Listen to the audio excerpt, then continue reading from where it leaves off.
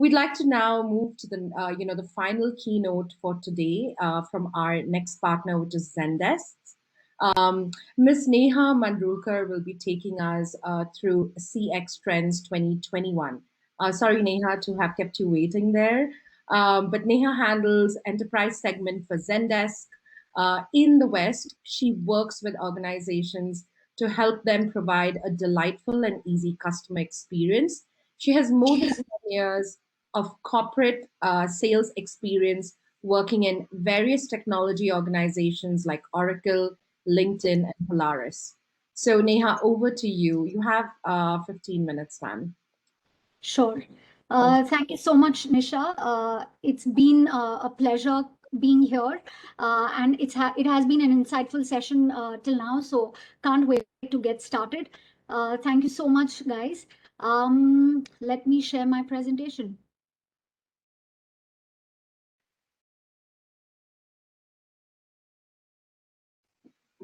Yeah, we see it. You can move it to the presentation mode. Yes. Thank you.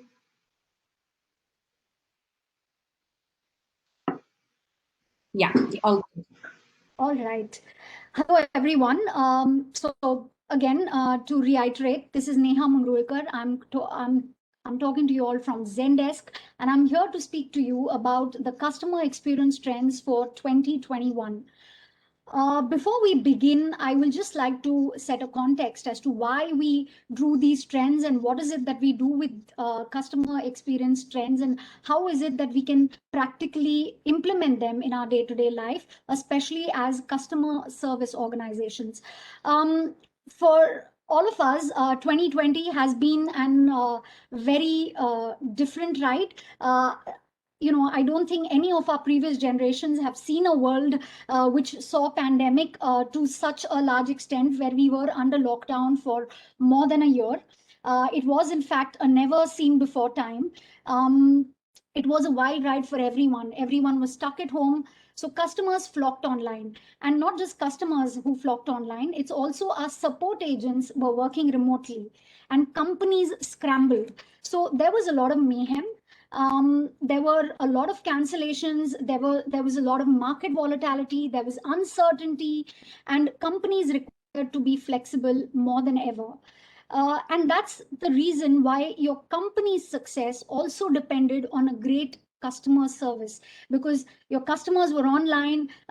They wanted a flexi environment. They wanted to be able to order everything online from the comfort of their home. And that's how your company's success also depended on a great customer service that you delivered. More than ever, I would like to say. As far as the studies that we drew, we realized that 75% of customers thought that CX was important when making a purchase. So while whether you're buying a piece of garment or you're buying a pair of goggles or even buying a packet of grocery, 75% of the customers thought that CX was important when making a purchase. And believe me, about 50% of them thought that they would leave your organization if they had a bad customer experience. Now, this is a tricky figure, so as to say 50% is what we see in India, but worldwide, more than 80% of the customers were ready to leave a brand if they had a bad customer experience. However, I don't think this is a need to fret for any of our organizations or customer serving organizations. It has been a time which was challenging, but we are therefore here to tell you what is it that we could learn from last year, what is it that we could adapt from last year's realities, how is it that we could change the way customers can be served while they are at home. Every year, and now 3 years in running, Zendesk has been drawing a report, a survey, by studying 90,000 customers across 175 countries worldwide. And we draw trends which basically help our organizations serve their customers better. This year, we've been able to draw 5 trends that have shown us how the world changed in the pandemic era. Let us jump straight into them. The first one was the spotlight on CX. So more than ever, customers thought that customer experience was important, and Indian firms were also more focused on customer experience. So if you see, the survey says that 90% of the Indian companies thought that CX is more important than it was a year ago, and about 56% of the Indian customers felt the same. So it's not just the organizations that are selling goods to you or experiences to you, it's also the consumers that felt the same.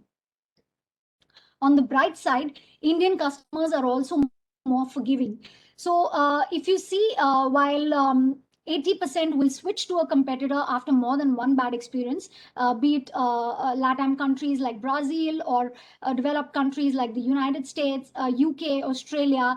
So also in India, we see that customers are forgiven easily, while they are not forgiven easily by the Western world. So 80% will switch to a competitor, whereas in India, the percentage is slightly better. So, sorry, to correct what I said, worldwide, the figure is much lower. In India, 80% of the customers are more forgiving than worldwide. It's also a more conversational world today. About a year back, whenever you wanted to meet someone, you would meet them over a cup of coffee, or you would meet them over a drink. Even when you wanted to shop, you would go to a brick and mortar store. Today, of course, you can't do that.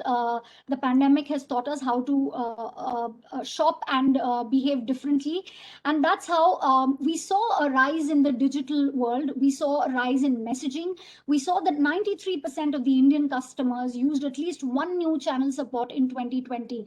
I think Sandeep mentioned in his earlier session that his parents had started using apps that they didn't use earlier.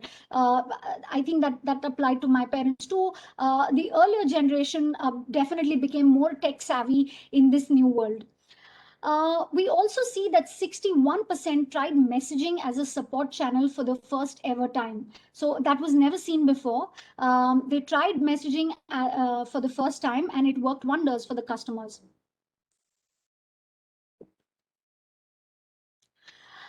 As far as messaging is concerned, India definitely led the global shift towards messaging. So if you see the figures, India is right at the end, this red dot, where we see that 60% was the shift that we saw in messaging in a country like India. And before we move to the next trend, basically what I wanted to again reiterate was, while the world changed, we were still conversing with our customers. We just did it in a different setup. And that brings me to the third trend, which was emphasis on agility. Now, a couple of years back, when we spoke of agility, when we spoke of transformations, the digital transformations or conversations around digital transformations took maybe organizations took a year or two, or even more large organizations took to transform themselves digitally. However, in the pandemic, you were forced overnight to work remotely. Your agents were forced to work remotely, and so were your customers. So you had to drive the transformations faster, and that's why organizations had to be more agile. Because we wanted to drive agility, we also saw that there were many communication channels that opened up: phone, email, chat, social media. And that's how most of the organizations spoke to their customers through various channels. If you look at this graph, you will see the countries in the one in orange means deep orange, which means they used one channel; in yellow, which means they used two channels; and the faint orange, which means they used three or more channels. So India is pretty much again, it used more than two channels for sure. It also saw a rise in all these messaging apps and digital innovations. In fact, we saw in India, 69% of Indian agents used two or more channels. However, while new channels were engaged while you provided your customers with phone, email, social media integrations, did we really make sense of those conversations is a question. Unfortunately, the answer was that Indian agents had limited access to relevant customer data, which means even if organizations used more than two channels, they weren't able to make sense of the data. You all of us must have had those experiences when you call up a call center and the customers have no idea, sorry, the support agents have no idea as to what has happened in the background. They have no idea about your purchase history. They've no idea about the conversations you've had in the past, and they ask you to go on hold for innumerable minutes. Unfortunately, that is the experience that we don't want to give our customers. So while we see a positive trend that organizations are giving more channels to converse, we also see that they are not able to make sense of it, and that's how you should, try and change the way you do you serve customers, so that you have access to their data.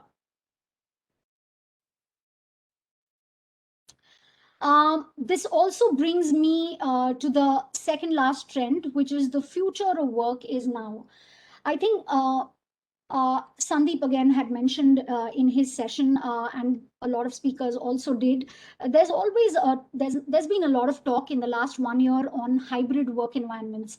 So it's not just your customers which are working from home; it's your agents who are working remotely. What it also does is it saves you your infrastructure cost, so you can hire more support agents. You can serve your customers better because you have more support agents, and you can also make them happy because you are able to answer the queries as fast as possible.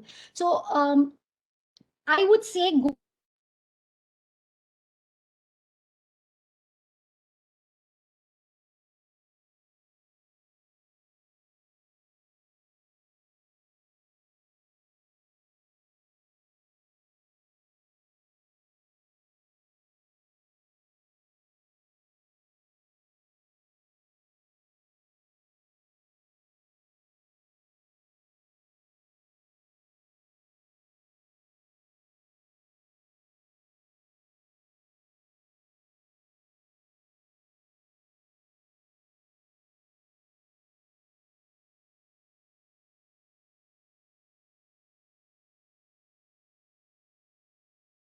I think we lost Neha there. Let's just give her a second.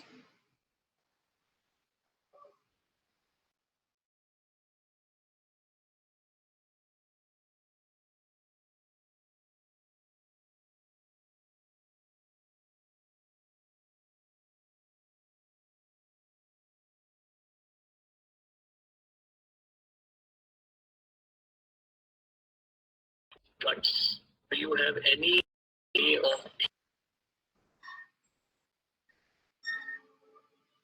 We're just waiting for Neha to connect back. Apologies for that.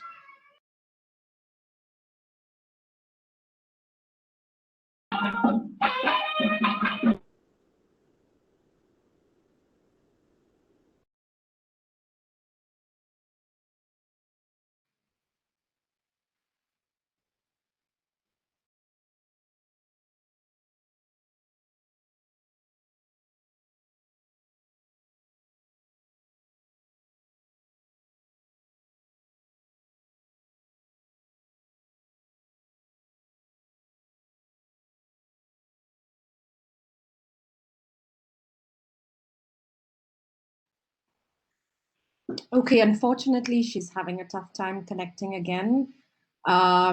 So I'd like to take the liberty to move to the next session at the moment. Okay, Neha is back. She's just messaged.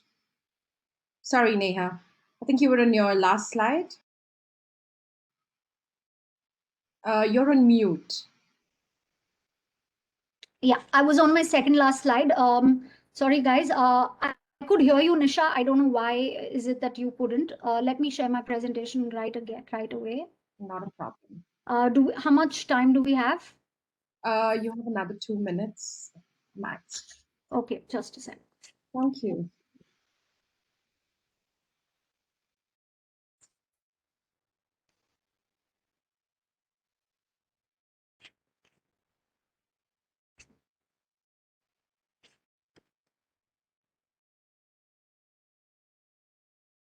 I think it's just been a general bad bandwidth day today across the. All right. Would you see my screen? Right. It's coming up. Yeah, we can.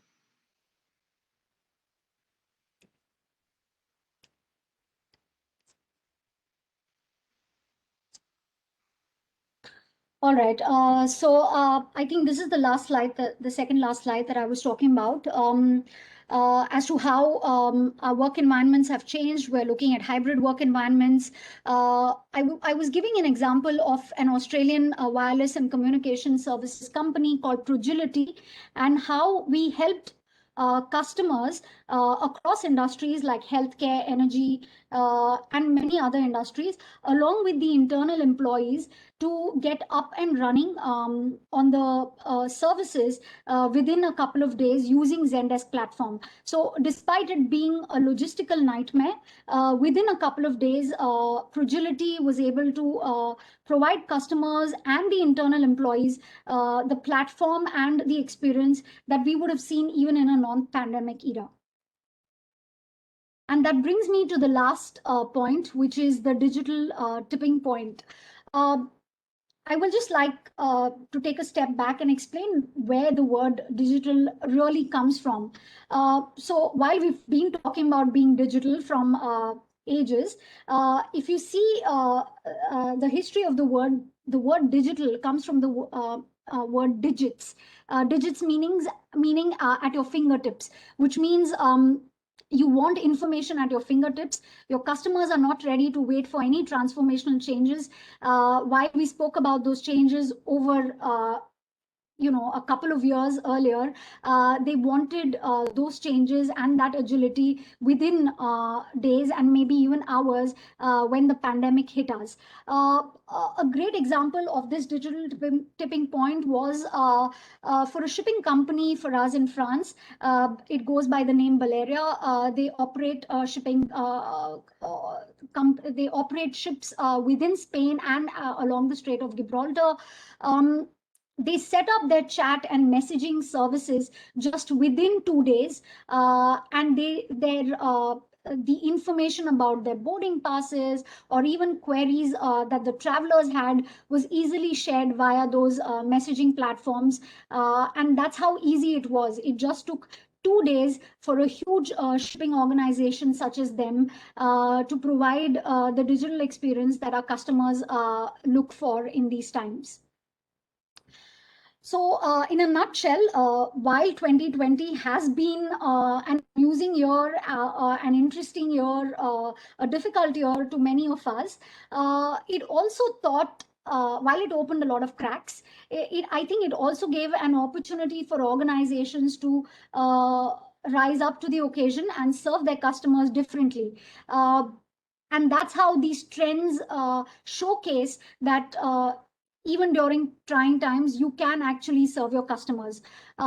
With that, I'd like to call it a wrap, and would also like to suggest that just in case you want to deep dive as to what those trends are, what those customer experience trends are, what are some of the interesting implementations that we've done worldwide, and that too in a couple of days, please have a look at the Zendesk customer experience trends report at zendesk.com/customer experience trends. And that's a very interactive report. I'm sure you all will enjoy having a look.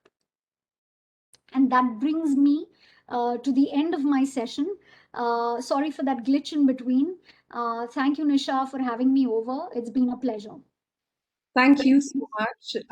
It's been a very eye-opening trend report that you've shared and facts that you've shared. And so, is the report, free to download, and anybody can download it? Our audience can. Yes. So Zendesk.com/CX trends is where they'll be able to get a copy of their report. Great. We'd love to share your report as well as John's report, to the audience. Thank you so much for your time, Neha. Thank you, Nisha. Thanks. It's been a pleasure. Thank you.